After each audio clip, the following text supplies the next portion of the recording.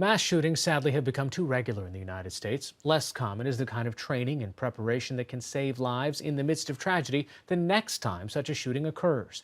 Our story tonight comes to us from John Ferrugia and our colleagues at Rocky Mountain PBS in Colorado, where, as you'll see, training and preparation have made a difference. My dad always says that the world's not a scary place, you just have to be prepared. And so I grew up really having an awareness of what was going on around me all the time. Madalena DeAndrea is a graduate and a former student body president of the University of Colorado at Boulder. Her father, A.J. DeAndrea, is a deputy police chief of the Arvada, Colorado Police Department and a former SWAT team member. He was one of the team leaders who responded to the Columbine High School mass murder 20 years ago. We had a plan. We were prepared. It was just the wrong plan.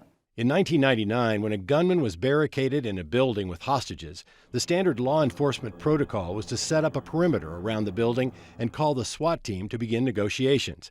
But Columbine was different. The gunmen were only interested in killing those inside the school. By the time SWAT gets there, it's way too late. It was for DeAndrea a personal and professional failure. It took Columbine for us to change our mind, to change the way that we viewed the world. Columbine is the watershed moment when we start to talk about active shooters. Not just school shootings, but active shootings. Over the past 20 years, DeAndrea has worked to develop new training tactics in Colorado and across the U.S., Canada, and in Europe to deal with an active shooter. This is Carol at Platte Canyon. We've got somebody with a gun. Shots fired. They have students in the building. Those evolving tactics were used in 2006 when a lone gunman took hostages in a high school classroom in Bailey, Colorado. A sheriff's deputy immediately entered the building and confronted the gunman, keeping him isolated, and then called the SWAT team that included DeAndrea. Shooting incident, Platte Canyon High, roll. All but one student, Emily Keys, got out alive. He's down. Took a girl with him. Get in medical. At Platte Canyon, everyone says that was a tactical success. You said to me, now that was a failure. That was a failure. Because you lost Emily Keys. Because we lost Emily.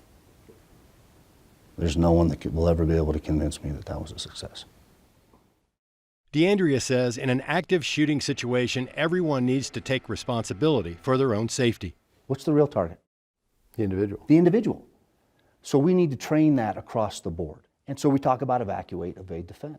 Evacuate, evade, and defend are actions based on U.S. Department of Homeland Security guidelines released in 2013. Actions born out of mass shootings and training by both law enforcement and survivors.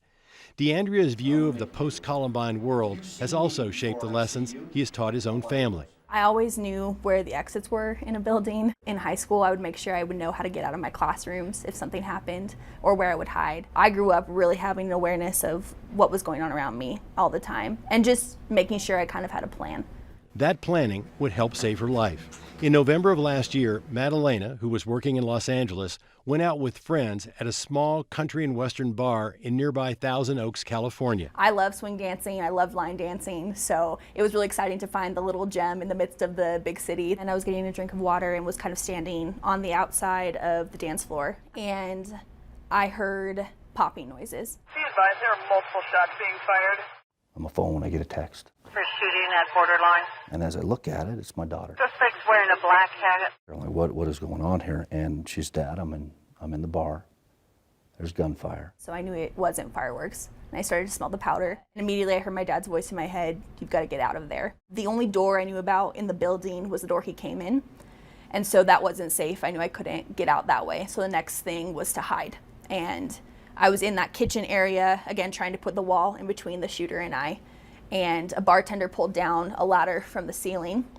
And so I immediately went up it after her. And a couple more people followed us up, and then we closed the trapdoor over the ladder, and then we were in the attic. We got multiple people down. We need a lot of ambulances. That night, it was the most hopeless I've ever felt in my life. As the shooting continued in the bar below her, Madalena knew people were dying. And I was trying to text people, and I realized in that moment that I couldn't text because my fingers were shaking. And so I had to calm myself down. And from there, once I started getting my heart rate lower, I was able to make some more logical decisions. I need to try to find some way to, defend us if he comes up here. I'm listening to the radio traffic. I'm texting her. I'm talking to them. I'm sharing the text that she's giving me to their dispatch. And of course, I'm booking a flight to Los Angeles on my iPad. He got on the frequency for the Ventura County Sheriff's Department, and he was telling me what was happening on the radio. 12 people, including a responding police officer, were killed before the shooter turned the gun on himself. The gunshots had stopped by that point in time, and I didn't know what was happening. At Columbine, they lost the desire to kill, but they were still walking around. And so I didn't know if that guy was still down there. We have information that there's subjects secreted in the attic. He got me on the phone with Ventura County's dispatch. There's a bartender and possible other subjects hiding inside the crawl space in the attic. They called my cell phone, and I picked up and very quietly told them that there was about 6 people in the attic with me. The main business is secure. Ask them if they'll shout out. And finally, she's like, Dad, I can see SWAT. I think because of the exposure to what my dad's been through, and then also just like his voice in my head throughout the entire process, there was that sense of safety there, even in the midst of like very intense unsafety. And yeah, I think it saved my life. It came full circle. And my daughter's alive because she was empowered. She was empowered because we had the conversation. She did what she needed to do to survive. The message is you've got to talk about it. 20 years later, thinking about Columbine and that conversation is still difficult. Sitting in the high school recently, he explained why. That day changed everything. And I'm very uneasy in here. When I'm in here, when I'm in these 4 walls, all I'm left with is the failures. When I'm outside of this building, I can see all the good that came from it. That all the lives that have been lost in these senseless killings aren't in vain, because we've learned and we've made changes and we're taking responsibility for what our part is. And that's the message.